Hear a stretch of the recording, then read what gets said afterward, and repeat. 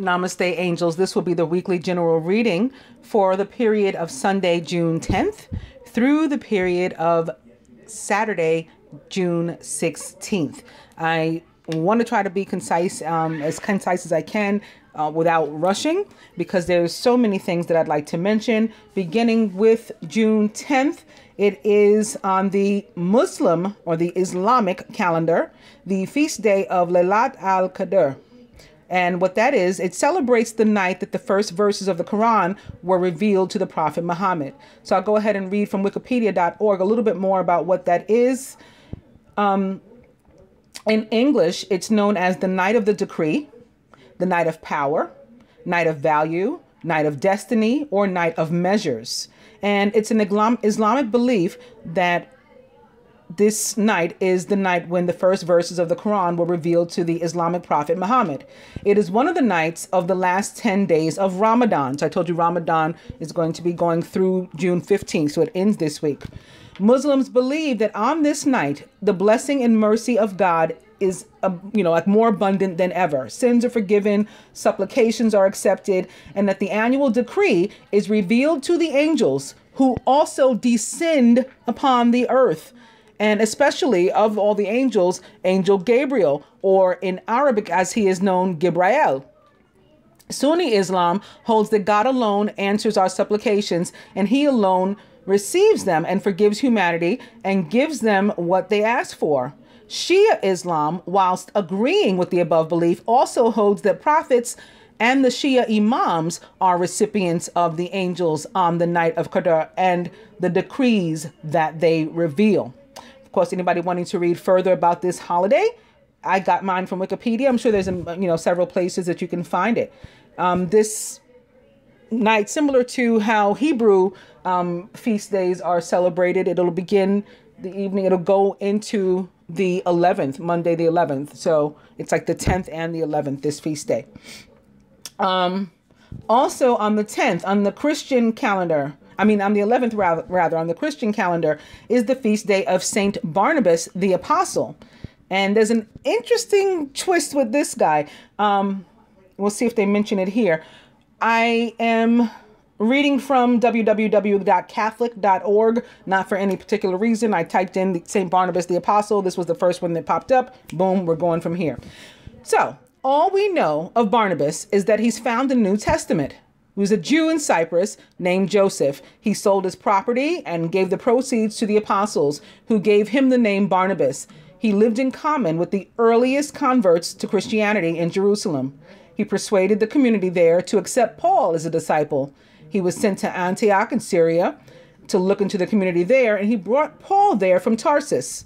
With Paul, he brought Antioch's donation to the Jerusalem community during a famine, and then he returned to Antioch with John Mark, his cousin. The three went on a missionary journey to Cyprus in Perga and Antioch in Pisidia, where they were so violently opposed by the Jews that they decided to preach to the pagans instead. They then went to Iconium in Lystra, where they were first acclaimed gods, and then they were stoned out of the city. They returned to Antioch in Syria. When a dispute arose regarding the observance of the Jewish rites, Paul and Barnabas went to Jerusalem, where at a council it was decided that pagans did not have to be circumcised to be baptized. So this is when pagans were converting to Christianity. On their return to Antioch, Barnabas wanted to take John Mark on another visitation to the cities where they had preached, but Paul objected because of John Mark's desertion of them in Perga. Paul and Barnabas parted, and Barnabas returned to Cyprus with Mark. Nothing further is heard of him, though it is believed that his rift with Paul was ultimately healed. Tradition has Barnabas preaching in Alexandria and Rome, the founder of the Cypriot Church, also the Bishop of Milan, which he was not, and has him stoned to death in Salamis about the year 61. The apocryphal epistle of Barnabas was long attributed to him, but modern scholarship now attributes it to a Christian in Alexandria between the years of 70 and 100. The Gospel of Barnabas is probably written by an Italian Christian who became a Mohammedan. Did you hear that part? So I just went over how the Prophet Muhammad on this day, the 11th, or the 10th and the 11th, received the first verses of the Quran.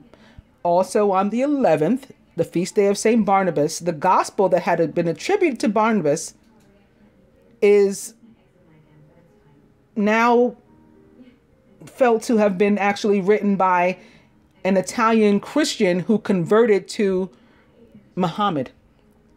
I guess, you know, what they were calling Islam or Muslim prior to to now. Isn't that interesting? This was all on the same day. Anyway, the Acts of Barnabas, once attributed to his cousin John Mark, are now known to have been written in the 5th century. Barnabas's feast day is on June 11th. So it didn't sound like he did much, actually.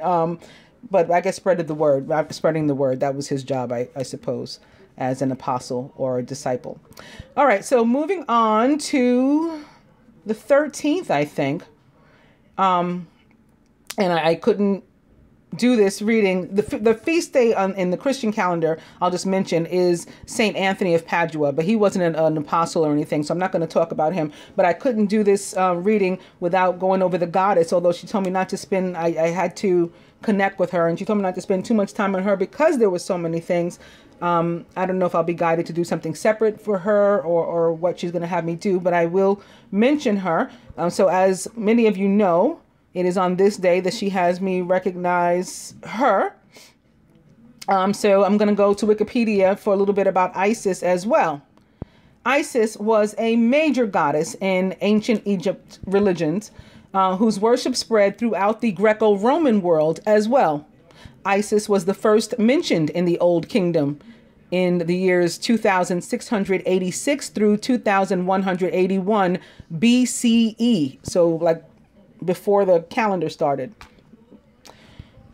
She was one of the main quote unquote characters of the Osiris quote unquote myth. I'm putting the quotes, they don't have them here. In which she resurrects her slain husband. I'm not going to call her a character, and I'm not going to call the story of Osiris a myth. Anyway, in which she resurrects her slain husband, the divine King Osiris, and she produces and protects his heir, Horus. She was believed to help the dead to enter the afterlife as she had helped Osiris, and she was considered the divine mother of the pharaoh, who was likened to Horus. Her maternal aid was invoked in healing spells to benefit ordinary people. Originally, she played a limited role in royal rituals and temple rites, although she was more prominent in the funerary practices and magical texts. In the first millennium BCE, Osiris and Isis became the most widely worshipped Egyptian deities. Rulers in Egypt and its neighbor to the south, Nubia, began to build temples dedicated primarily to Isis, and her temple at Philae was a religious center for Egyptians and for Nubians alike. She absorbed many traits from other deities, though other deities absorbed many traits from her because she was first. But I'll continue. It says particularly Hathor, and the preeminent goddess of earlier times. Isis's reputed magical power was greater than that of all other gods, and she was said to protect the kingdom from its enemy. Why would hers be greater if she wasn't even first? Anyway, she was first, and the greatest temples ever discovered to date, the two largest in the world ever discovered to date, belong to Osiris. So it is because, again, they were the most, this is going to, it's probably going to annoy me, this thing, but I'm going to continue. I'm going to continue. So where do I want to continue from? Isis's reputed magical power was greater than that of all other gods, and she was said to protect the kingdom from its enemies, to govern the skies and the natural world, and to have power over all fate itself. In Hellenistic periods, from 323 to the year 30 BCE, when Egypt was ruled and settled by Greeks, Isis came to be worshipped by Greeks and Egyptians, along with a new god, Serapis. Their worship diffused into the wider Mediterranean world. Isis's Greek devotees ascribed to her traits taken from Greek gods. No, Greek gods took traits from her. Oh my goodness. And this is not even, this kid is not even like geographically or archaeologically correct. If we know that Africa was first, how could, where Egypt is, how could Greek gods, how could ancient Egypt have taken from Greek gods? That doesn't even make sense. Should I continue to read this? Okay. I wanted to ask. So Greek devotees ascribed her traits taken from Greek gods, such as the invention of marriage and the protection of the ships and seas, and she retained strong links with Egypt and other Egyptian deities who were popular in the Hellenistic world, such as Osiris and Hippocrates. As Hellenic culture was absorbed by Rome in the 1st century BCE, the cult of Isis became part of a Roman religion. Her devotees were a small proportion of the Roman Empire's population, but were found all across the country and its territories. Maybe she wants to send healing for these people. Her following developed distinctive festivals, such as the Navigum Istis, as well as the initiation ceremonies resembling those of Greco-Roman mystery cults. Some of her devotees said she encompassed all feminine divine powers in the world. The worship of Isis was ended by the rise of Christianity. In the 4th and 5th centuries CE, her worship may have influenced some Christian beliefs. May have, you think? And practices such as the veneration of Mary. Well, you know, she told me that from her own mouth. So that's not incorrect, actually, that Mary is of her or in her design. Anyway, the evidence for this influence is ambiguous and is often controversial. Isis continues to appear in Western culture, particularly in esotericism and modern paganism, often as a personification of nature or the feminine aspect of divinity. Well, she better. All right, so that was that, the 13th. And the next day I'm going to mention is the 14th. It's on the Jewish calendar.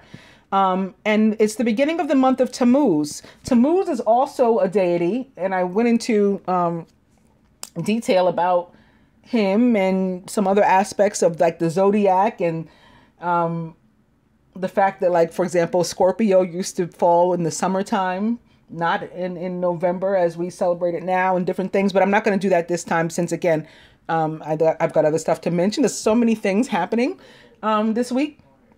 But if you want to look more into Tammuz, the deity, or more into the period, you know, I would invite you guys, welcome you guys to do that, or even recommend it. And you don't need me to, but you may not know about it until now that I'm mentioning it. So in that case, if that's the case for you, you know, I would invite you to look further into it if it sounds interesting to you. But I'm going to go to www.shabbat.org to read you a little bit about the month of Tammuz. So, you know, this month that we're celebrating right now, Sivan, is the period where we show God our love, sort of in return for the love he's shown us by, according to Jewish faith, giving Moses the words of the Torah.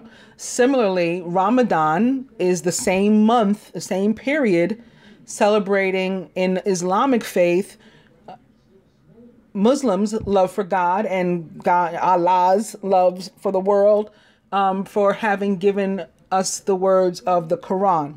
Okay, so now on the 14th, on the 13th, Sivan will have ended, and on the 14th, Tammuz begins.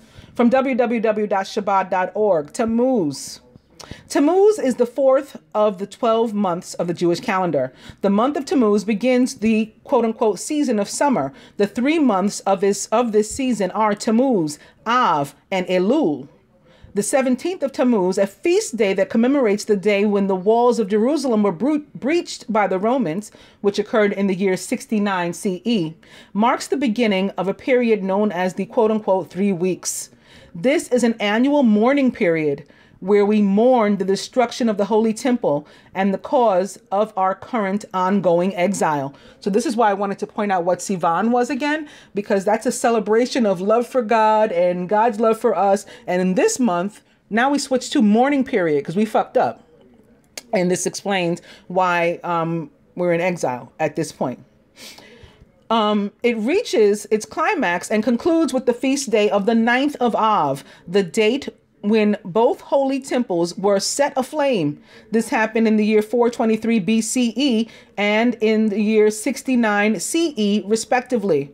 Because of this and numerous other tragedies that occurred throughout Jewish history during this period, we lessen the extent of our rejoicing during the 3-week period leading up to it. Why excessive mourning for more than 2,000 years?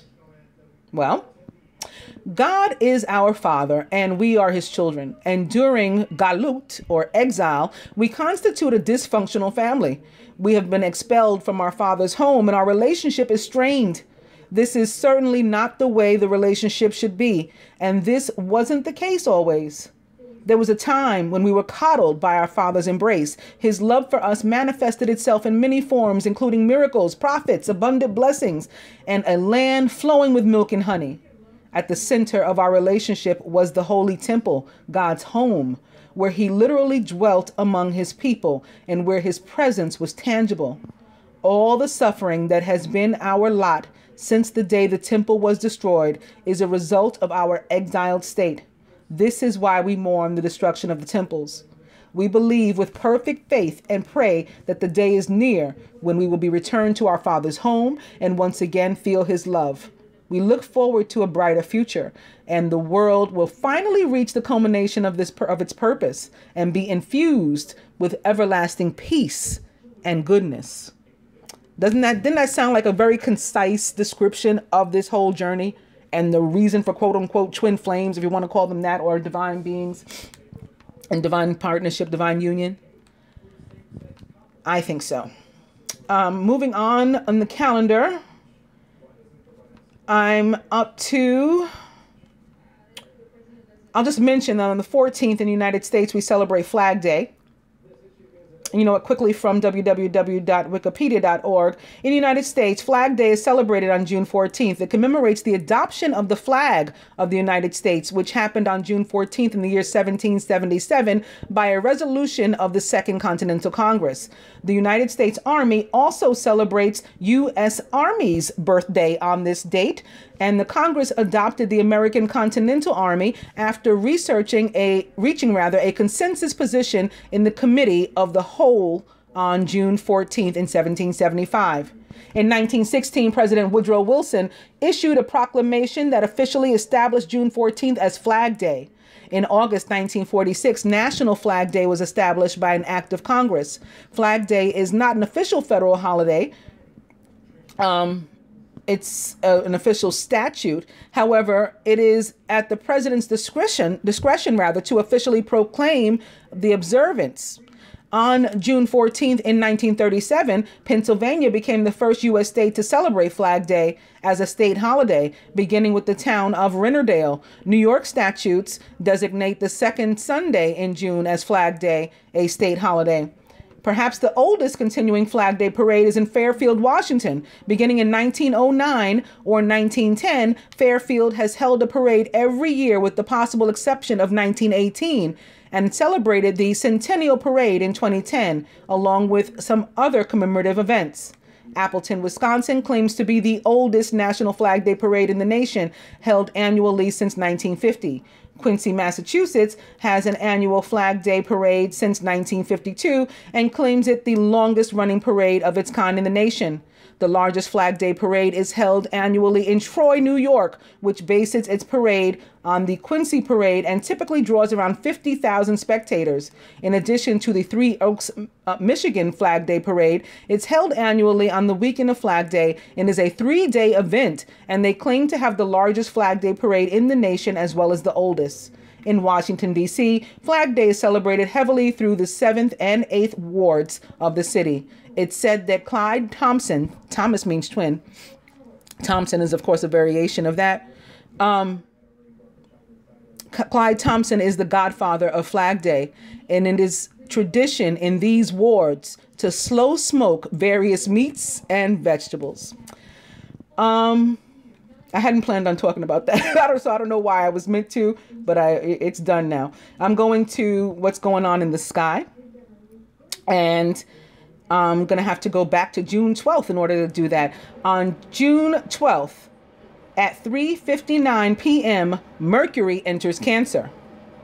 On June 13th at 3:43 p.m., the new moon, 22 degrees Gemini 44, occurs. Also on June 13th, Venus enters Leo at 5:54 p.m.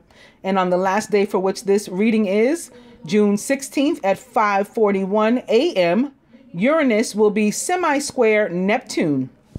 So let's go over a couple of those.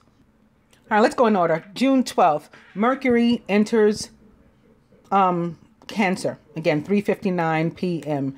So from www.tarot.com, Mercury enters Cancer. Mercury in Cancer, deep, sensitive, considerate. Mercury is the planet that rules our thoughts, ideas, and the way we communicate with others. It is a planet of the mind, but the zodiac sign Cancer is all about feelings. Therefore, when Mercury enters this sentimental sign, his sharp, logical edges are softened, offering us an opportunity to understand and communicate our emotions more directly. We have a real chance to get closer to others during this transit because we're willing to hear and to share things that are more personal than usual. Mercury in Cancer encourages us to contemplate and to discuss the things that make us feel vulnerable, helping us to find greater understanding in ourselves and strengthening the bonds of our relationships. When Mercury is in Cancer, the mind and the heart grow closer. While Mercury travels through Cancer, we think about things on a deeper level during this transit, and we have a greater ability to process and to express our feelings. Mercury in Cancer gives us a chance to communicate with a much softer touch, to become more intimate, and to share ourselves more personally with others. Cancer the Crab is focused on all things that make us feel comfortable, safe, and loved. When the planet of communication is in this sign, it's easier to connect lovingly with others. We want our family, friends, and loved ones to know that they are loved, and we find it easy to express the most caring and protective sides of ourselves when Mercury is in Cancer. During Mercury's transit through Cancer, we should open up our minds to the messages that we receive from our intuition. As a water sign, Cancer has a very acute intuition. Mercury's dance through Cancer doesn't erase Mercury's usual logic, but expands it to include instincts and gut feelings, information that cannot be put into words. This time gives us a heightened ability to draw necessary insights from sources you don't always have access to. It has been said that the biggest communication problem we humans have is that we do not listen to understand. We listen to reply. But that's not the case with Mercury in Cancer. During this transit, we care enough to stop talking and to start listening. Even silence can be full of meaning now. Mercury in Cancer is a reminder that real listening is done with the heart as well as the ears. Venus in Leo. Also from www.tarot.com. When Venus is in Leo, the most expressive of all the zodiac signs, we're ready to shout our love from the rooftops. Leo is a fire sign that's all about creativity, showing off, and speaking from the heart. So this energy lights up love like a torch. Expect playful dates, loud declarations of love, and maybe even a few jealous tantrums. Big feelings will be expressed now, one way or another. No one wants to be simply liked or appreciated when Venus is in Leo. We want to be adored. This is a time to take risks, and to make grand gestures. So those who play it safe could be left on the sidelines during this transit. Clearly, love isn't calm or easygoing while Venus is in Leo. While the lion just wants to play and enjoy life, Leo is also a sign that's full of drama.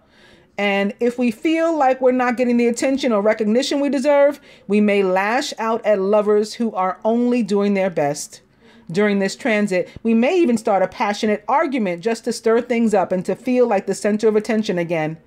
Remember, there is no I in the word we. And the more we focus on only ourselves and our own needs, the more likely we are to end up with just that, ourselves only. Money is a means to an end, while Venus is in Leo. It's all about making yourself and the ones you care about feel like $1,000,000. Leo is an extravagant sign who appreciates glitz and glitter and glamour. So it's natural to splurge a bit during this transit, but pampering ourselves will only bring us a certain amount of satisfaction. Leo is a supremely generous sign, and spending money on thoughtful or over-the-top gifts for others will make us even happier than treating ourselves now. Venus is Leo. I think they mean Venus in Leo. It's a typo there. Venus in Leo is an especially colorful time that can re-energize your relationships with others and remind you that life without a little bit of fun and excitement is no life at all. In both cases, if you want to read more about what it means if your Venus is in Leo, for example, mine is not. My Venus is in Gemini. Or if your Mercury is in Cancer, for example. For me, it is not, but for you guys, for some of you, it will be. Not just maybe, it will be. So you might want to look up what it means as an individual to have it in your sign, in your chart as well. Lastly, what I say, Uranus semi-square Neptune.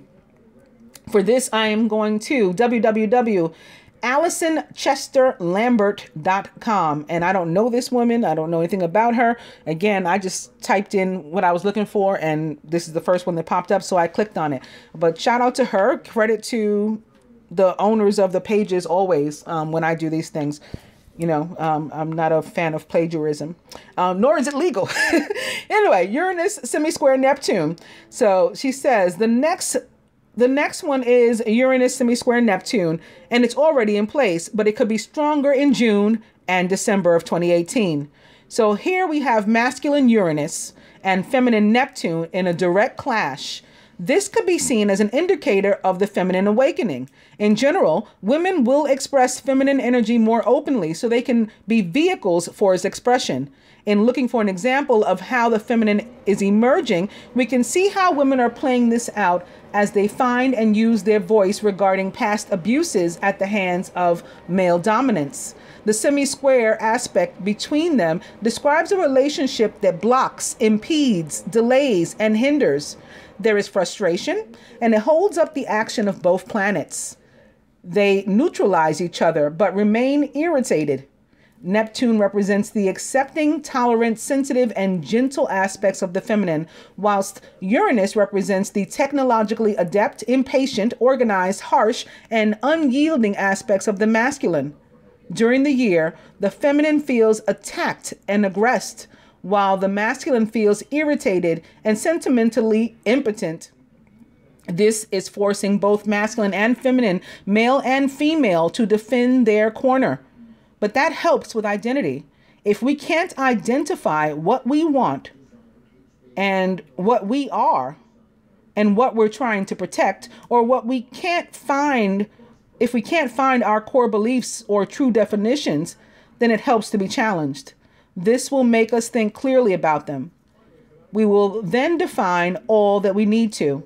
This aspect between Uranus and Neptune has 5 hits in total and runs from 2017 right up to 2020. And it's clearly important.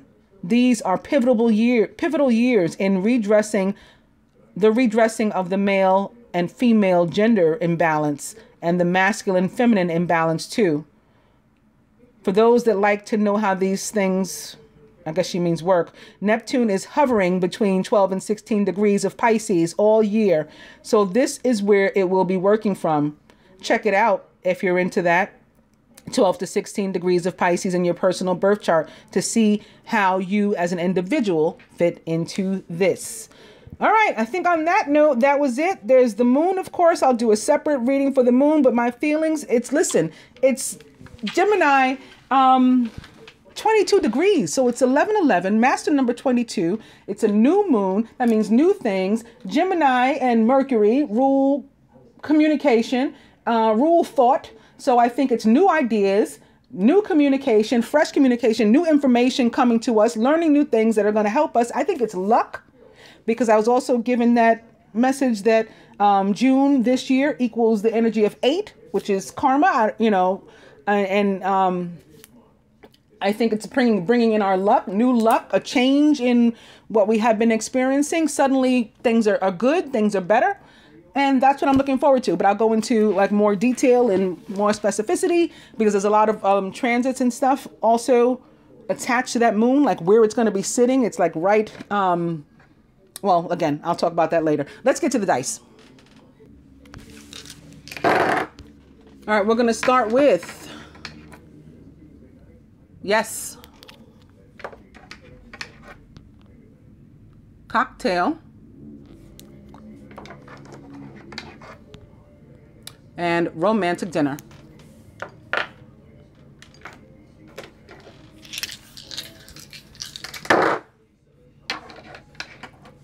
Spirit says, a weekend away. Still yes. And buy shoes. So after what I just read, I'm not sure why I'd be starting with the energy of ego or the devil, which represents the sign of Capricorn, because we didn't talk about that at all. But I'm feeling that it's because it's the opposite of the lovers. And we did hear quite a bit about love and the lovers and the energy of Gemini, which the lovers represents in the tarot. The newness and the freedom and the movement of Gemini's rulers, both Mercury and Venus, into these other territories where they're going to be more open and honest and excited about love, is the opposite of this. So I think this is where we're beginning maybe the week, and what we're going to leave behind when the energy of the new moon and those other transits comes through. A false sense of entrapment, being overly focused on material things, negative or fear-based thoughts. Again, this is the devil. And 15 equals 6, which 6 is also the number on the card, Major Arcana card, the lovers as well. Opening to the world, Major Arcana card 21, a job well done, joy, contentment, and gratitude, the path toward enlightenment. Well, for some people, the world is all about, oh, the world is your oyster. The world is at your feet. The world's in your hands. Not for me. Not when I read the tarot. Nope. I mean, rarely, occasionally, but for pretty much not for me. No.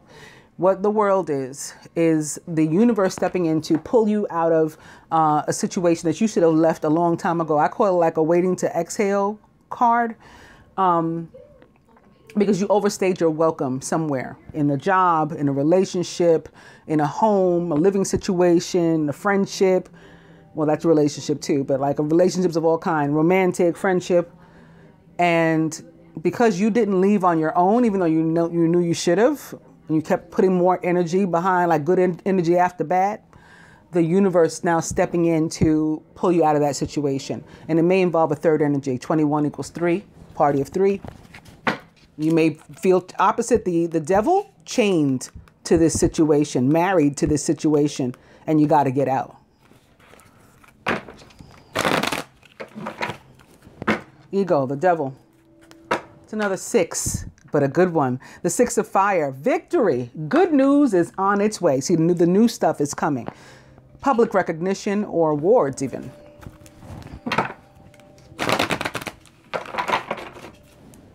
Ego, or the devil, and the sun, to more of this positive fire energy.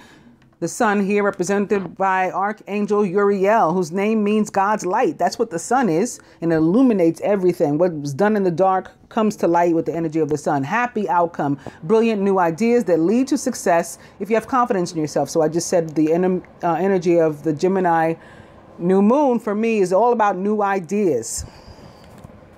And Venus, one of Gemini's rulers, will be entering Leo, which the sun can represent. It primarily represents the sign of Sagittarius, but Earth's sun, the star that's above us, actually rules the sign of Leo. So in that order, I would attribute this card to those signs: Sagittarius, then Leo, then Aries.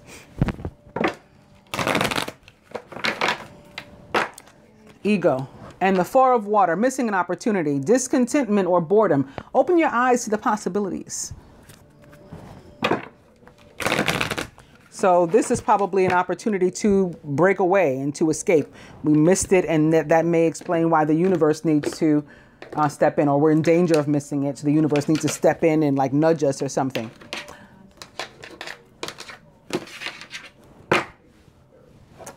Major Arcana card 10 sticking up. I want to show you this because it wants to be seen. It's the Wheel with Archangel Michael. A time of positive change. A situation suddenly moves forward.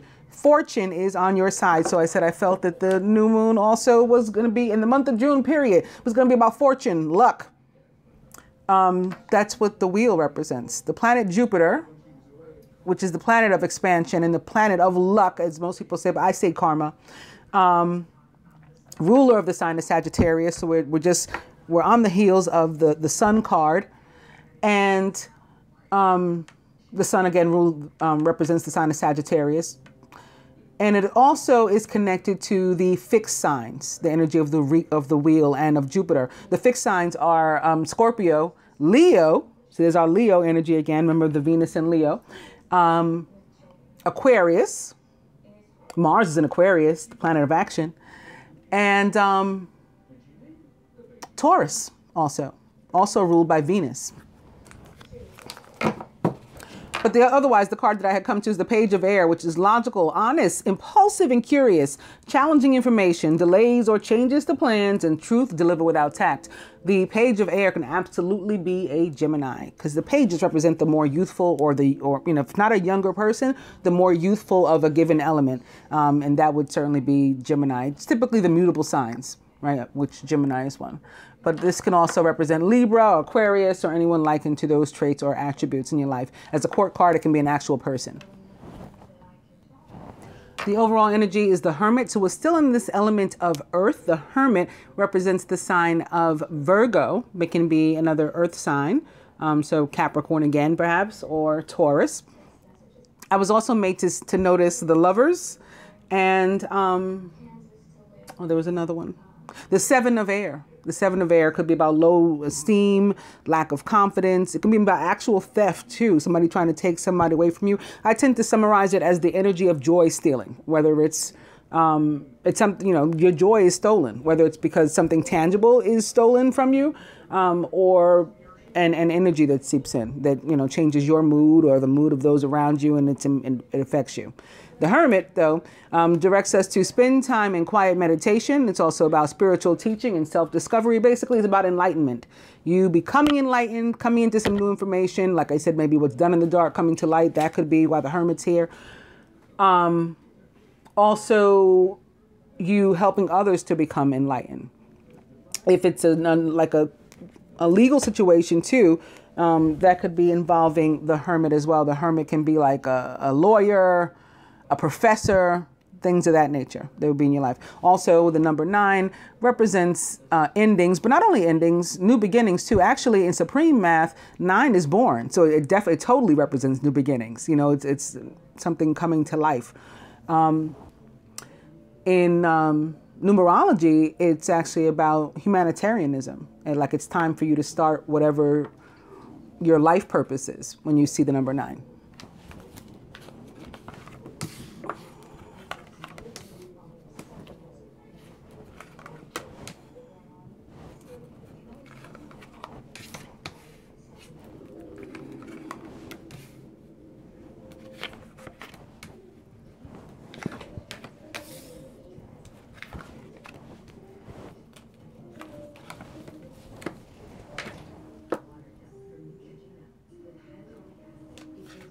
Crowning the masculine this week, the Queen of Earth, who's thoughtful, creative, warm, and sensible. Make time for those around you. Take a sensible approach and deal with challenges in a kind and understanding manner. The Queen of Earth, like many of the other cards we've seen, or like our overall energy here, is a Virgo or a Capricorn, like the devil with which we started, or possibly a Taurus, again connected to that energy of the wheel as a fixed sign. And now the cards over here just moved again. I'm being shown the Lovers again. So let me show you guys as well. The Lovers is sitting here behind the Hermit. 6-9. Intimate relationships. Carefully weigh your decisions. Good health. The Lovers represents the sign of Gemini. Together, these two cards could represent Mercury. Mercury, ruler of both Gemini and Virgo. Also, I think I read something about a 6-9 in one of those passages. Maybe it was the year 6-9 or something. We'll have to go back and see. Surrounding the masculine, more of this earth energy. So like it's abundance coming his way.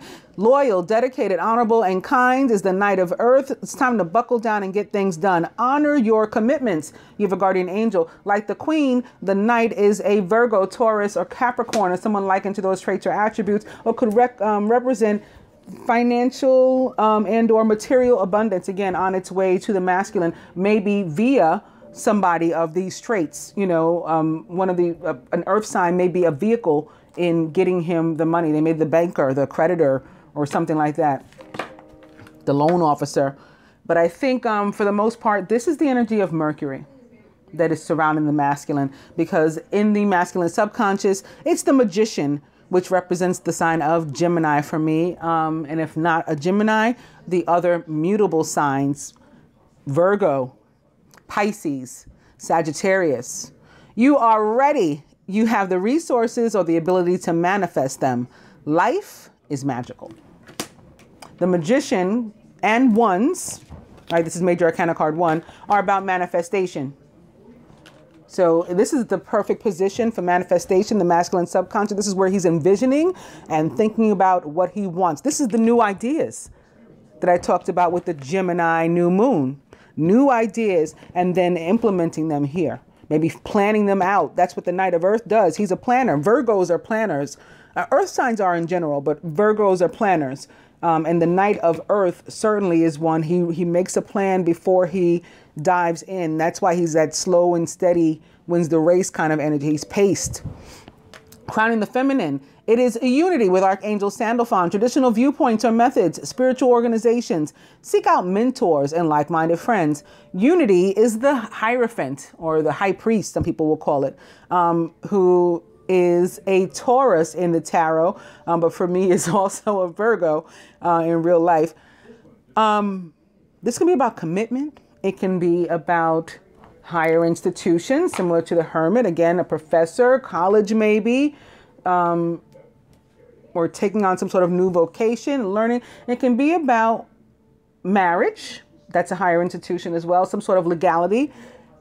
And also with whom and what we surround ourselves. It can indicate that there's a need to make some adjustments and make sure that we're surrounding ourselves with people, places, and things that sort of align with our vibration. Maybe they're our vibration or higher, from whom we can like learn something.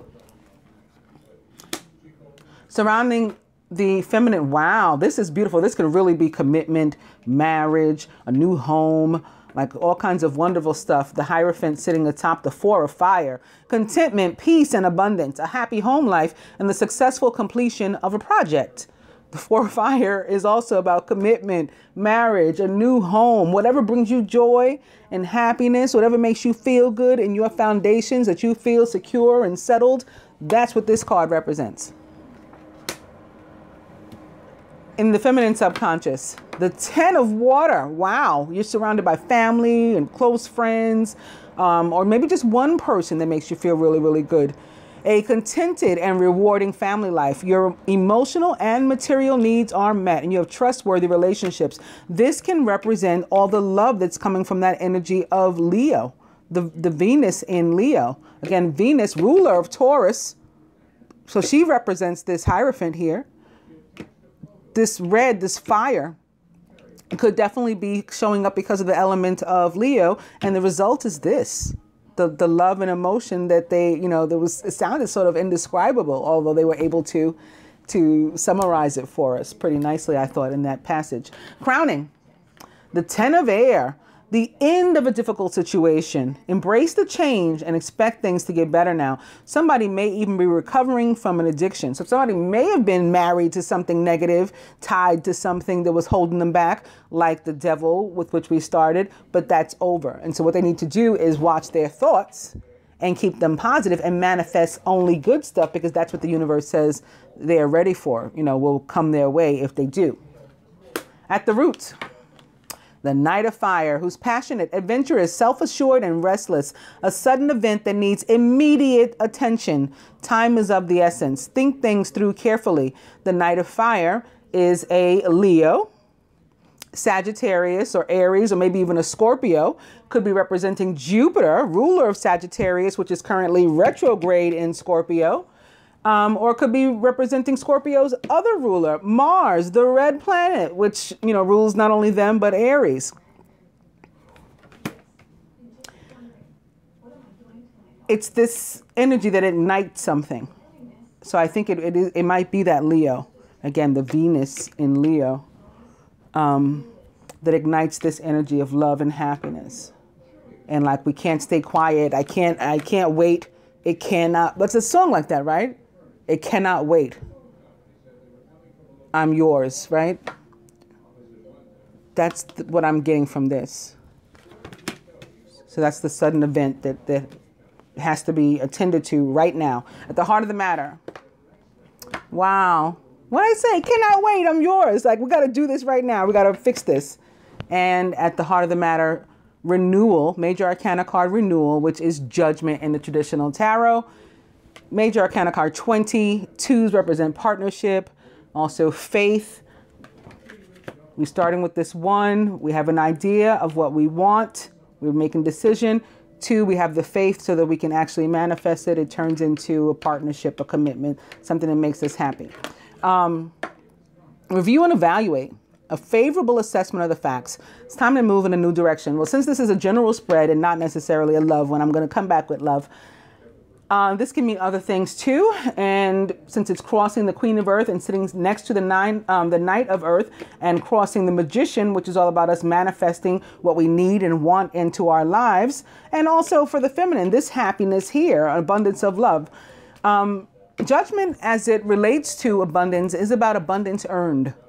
So you're getting it because it's warranted for some reason. You did something, you put in the work that is resulting in you benefiting. Okay, nobody's doing you a favor, nobody's really giving you a gift. This is an energy of raise and promotion and elevation, ascension, all of that. And then as above, so below. So if the universe raises you up, then that manifests here too, in the form of something tangible. So maybe at your job, you're getting a promotion as well. Or your relationship is finally coming together. You're finally entering some sort of partnership. As it relates in general to relationships, friendship, romantic relationships, it could even be like work relationships, and crossing the Hierophant, it's like we've come to a crossroad and we've got to decide where we're going from here. So according to the cards, it's the end of the difficulties and the troubles that we've had together. But that doesn't mean that we want to be a couple, although I'd say, is a good chance of it. That doesn't mean this is when we decide, what do we want to do? Do we want to enter some sort of commitment and continue down the path together? The Queen and the Knight, even as it relates to love, would be very, very positive of Earth, because this denotes value and worth. That it's not a relationship that you'd be putting, you'd be wasting your time in. So it does look like if it has anything to do with a relationship, any kind of relationship, we are going to be guided to go for it, which makes sense of what we read. Yes, that last one sounded a little crappy, but the Mercury in Cancer was, all about love. And certainly the Venus in Leo was all about love. And the new moon in Gemini, 22 degrees Gemini, so 1111 or 4 of fire like this, absolutely about new beginnings in love too. I'm going to further clarify these with another deck though. And again, I'm starting with the Queen of Autumn, the Queen of Earth that crowns the masculine here. Thoughtful, caring, creative, and ingenious is the Queen of Autumn. You will be given advice that's both practical and creative, and it should be followed precisely. Focus only upon the positive in every situation. Opening to the King of Winter, who's intelligent, impartial, respected, and unemotional. At this time, it's very important that you communicate clearly, be objective and unemotional, and act as professionally as possible. If you need advice, seek out the most experienced expert that you can find. The King of Winter is a Gemini, Libra, or Aquarius, or can absolutely be representing Mercury or Venus here too. Or anyone likened to these traits or attributes. It may be your energy, but it may very well be a person, period. If it's not you, somebody impactful upon you as a court card, the King.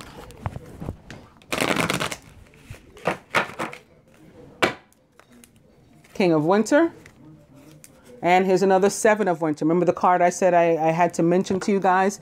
It was standing up, and I said it was the Seven of Air. Here's another one. Caution will help you to avoid the loss of valuables, including non-material resources, such as time or peace of mind.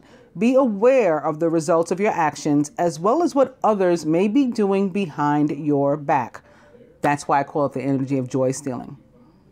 Because you can take your own joy by being, by lacking confidence and having a low self-esteem and thinking yourself incapable of accomplishing what you want to accomplish. You can steal your own joy. You can cause yourself to miss an opportunity. You can rob yourself of an opportunity. Or somebody else can throw a monkey wrench in your program, if they want to do, or somebody can physically take something from you that just like fucks you over, something that you needed. So all of these are things to watch out for.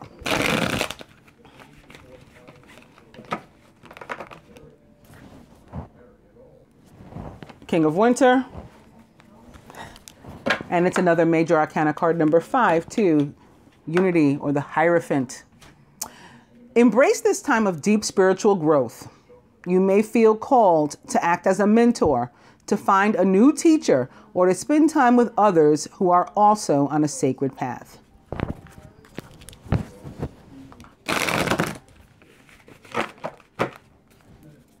King of Winter. And lastly, it's another Devil. Remember, I started with the Devil, or ego. You may find, or feel rather, that you're trapped in your situation, but that's not true. Be careful not to overly focus upon material wealth and break free of negative thinking. So when I said this represents the opposite of breaking free. And that's why I think it's showing up. And I still feel that way. Major Arcana card 15, Ego, the Devil.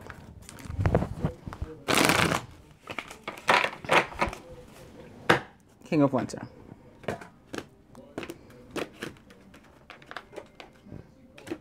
Again, the Devil represents the sign of Capricorn. Scorpio's other ruler, Pluto, currently retrograde in Capricorn, as is Saturn, ruler of Capricorn itself, retrograde in Capricorn right now. And I've come back to this Seven of Winter again. So watch out for this energy, because I was made to make note of it and to tell you about it, even though it wasn't the card I had landed on. Then I landed on it. Now I'm landing on it again. It just won't go away. So be careful about this, your joy being stolen. There's a lot of joy here on this table, a lot of happiness, a lot of good things with Judgment. Did I mention Judgment represents the sign of Scorpio? I don't think I did. So Judgment is here.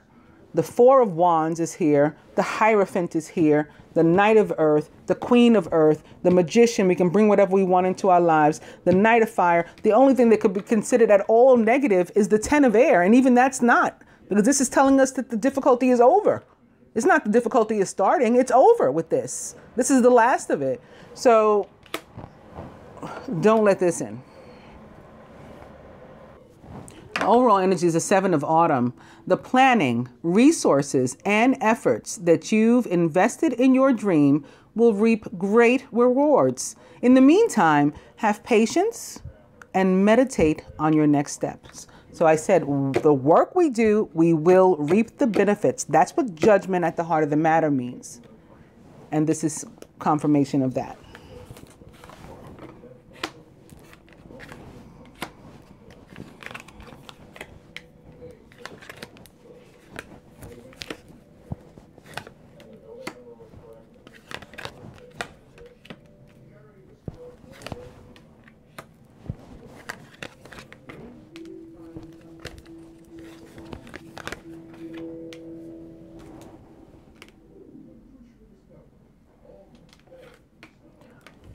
Atop the Queen of Earth, it's the 6 of summer. The love and care of children could become an important part of your life, or people from your childhood may return to it.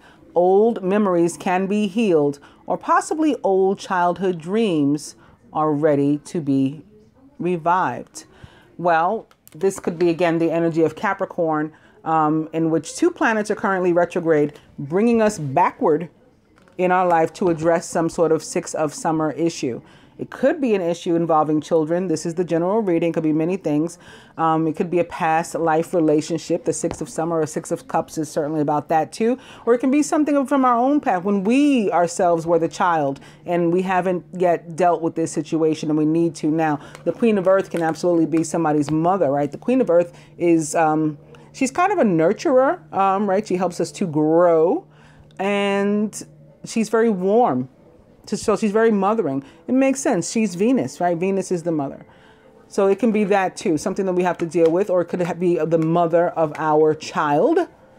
Those would be several situations, scenarios on how this could apply. And we'll see if anything else comes out as we reveal more cards. Atop the Knight of Earth, the 9 of Spring. You've worked hard and what you've created is impressive and worthy of protecting. Annoying challenges may pop up, but don't worry. You'll get through them just as you have in the past. The Knight of Earth, again, is slow and steady wins the race. And part of the reason why he's been going slow might be because some challenges popped up and, you know, he had to start over perhaps, or it took him some time to get his, you know, catch his wind again. But the 9 of Spring says that he has the tenacity to persevere here, and he should keep going. And that's what the Knight of Earth does. The Knight of Earth always reaches his goal.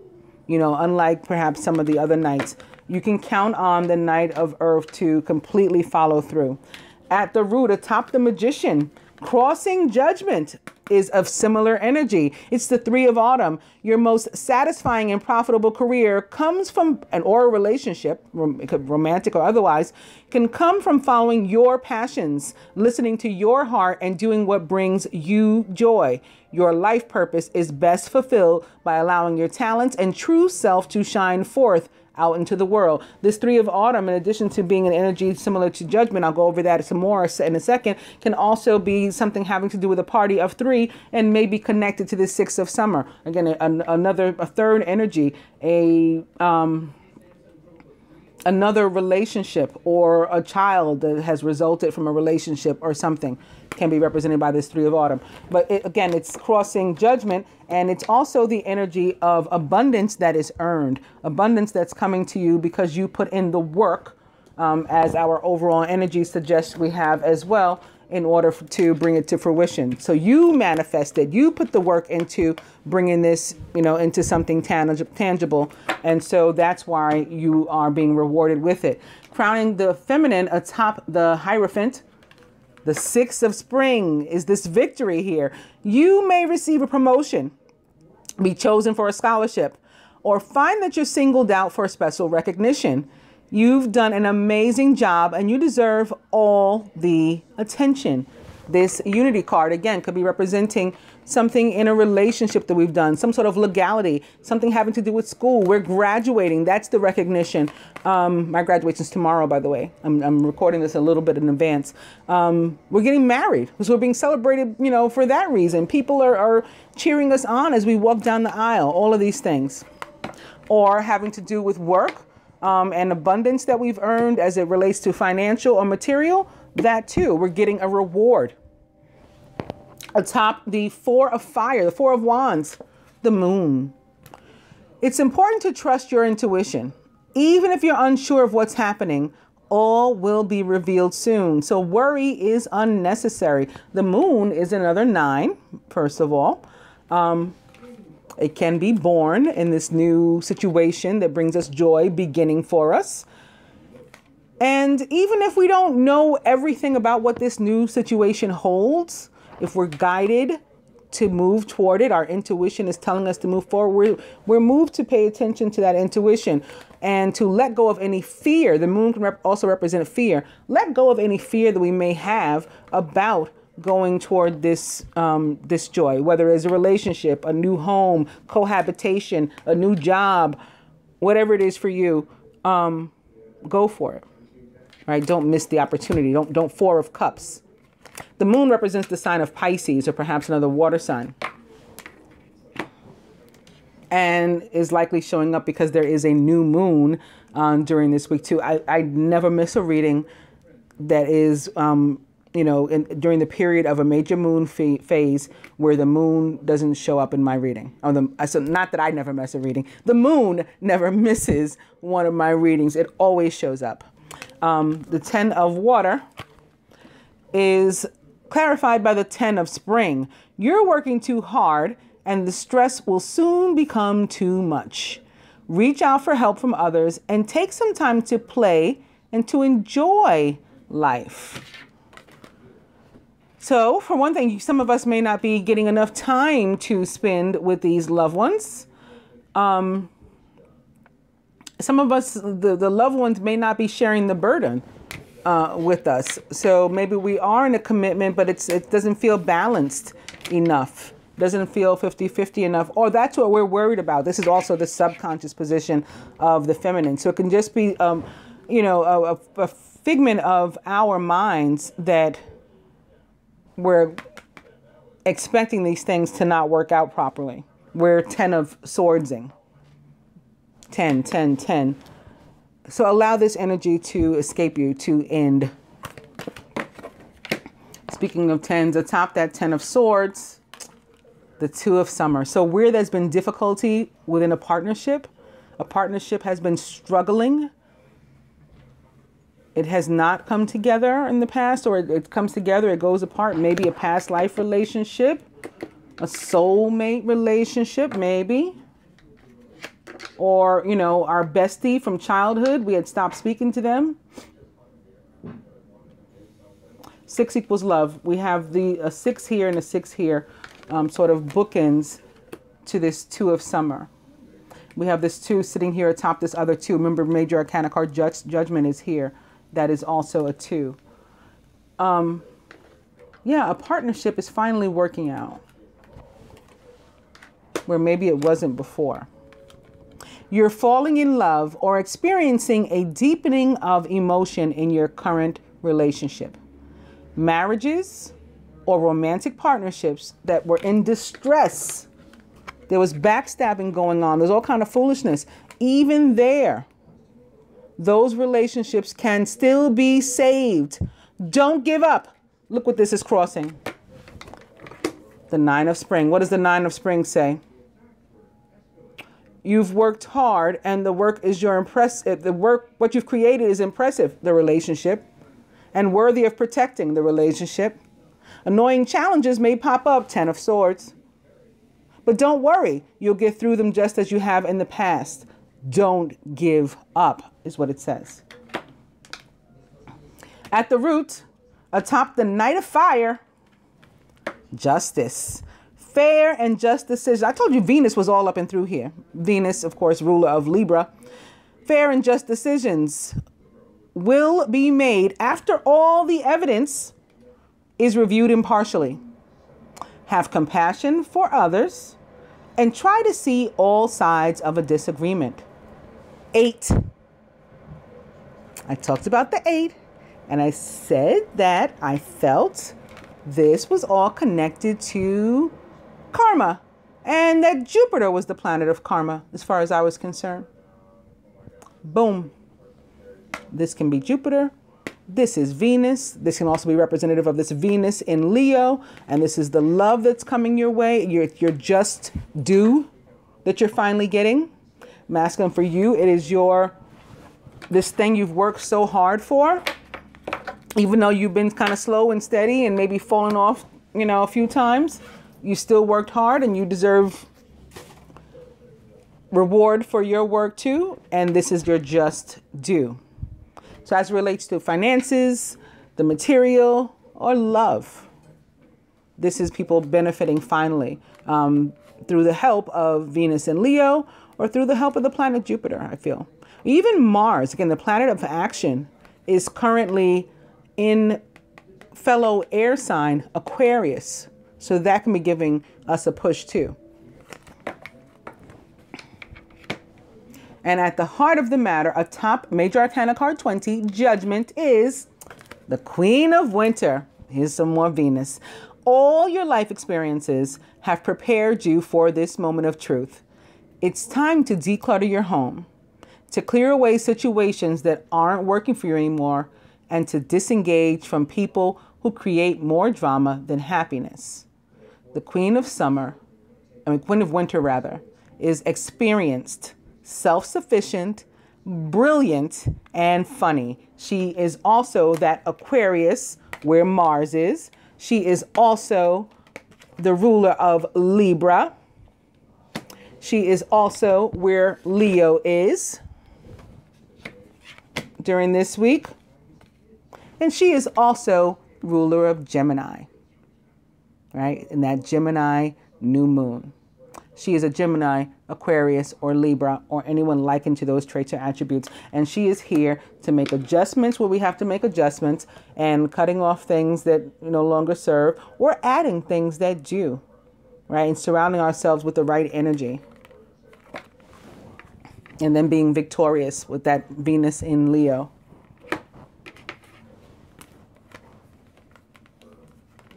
She's about pushing forward and listening to our intuition, particularly this week, as is Mercury, right? Remember Mercury in Cancer. The moon can be representative of Cancer too. And this could, the Queen of Winter, even though it's the Queen, can be representative of Mercury. And using more so our logic and our intuition and our feelings. It's a good week. I like this week.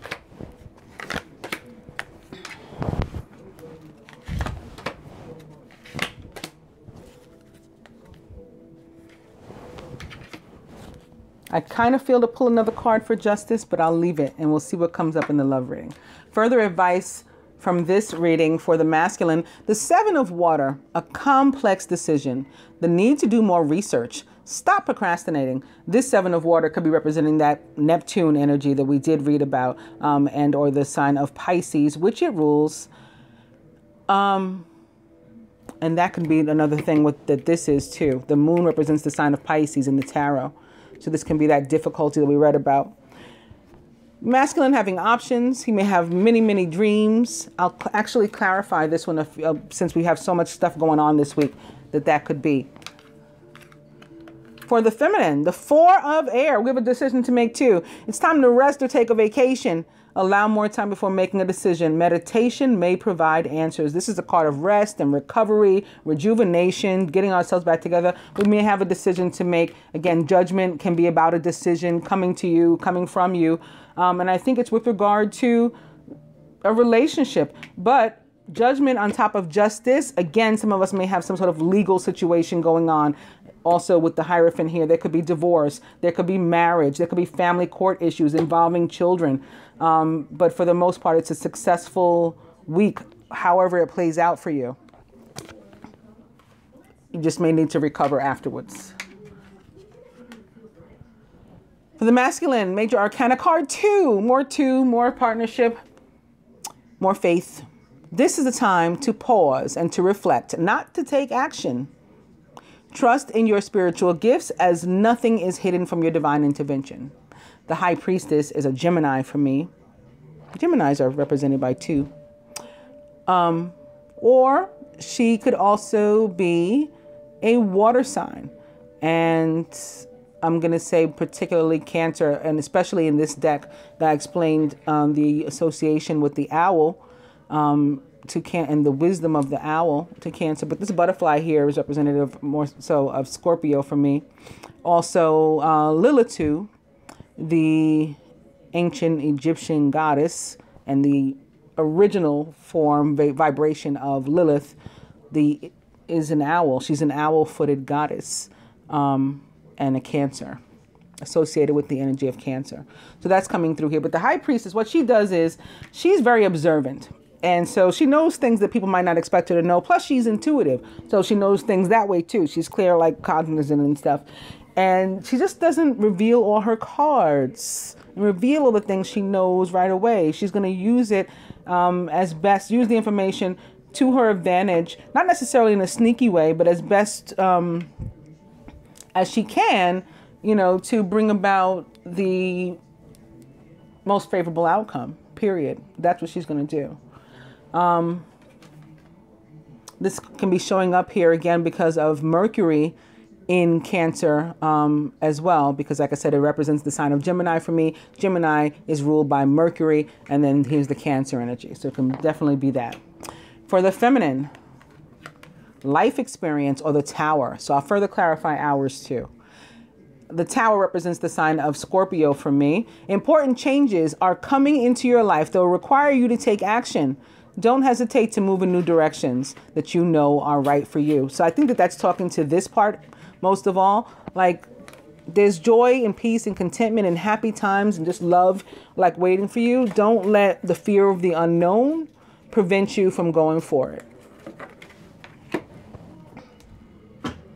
But further to that, here's the next upright card. So I'll clarify the Tower with that. And for the masculine from this deck, looking at the Seven of Water, the next upright card is here. So we'll use this. Okay, so we're clarifying the masculine Seven of Water with the Ace of Air.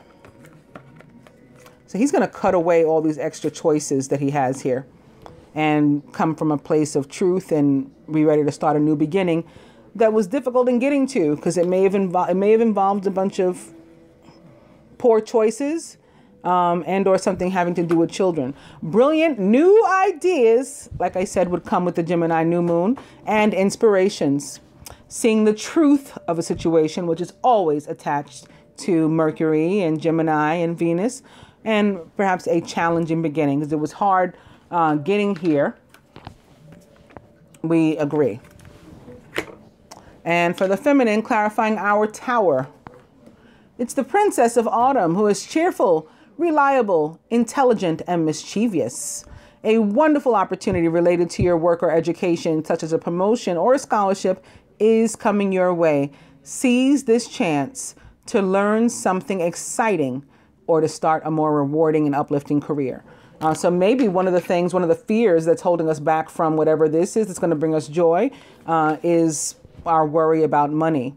And that could be another reason why the devil kept showing up too, because when the devil shows up, it's there to tell us to take our mind off the material and off of money, off of the earthly. And we don't have to worry, because the universe says it's going to send us some. This is news of abundance in the financial and material areas, coming by the way of the feminine.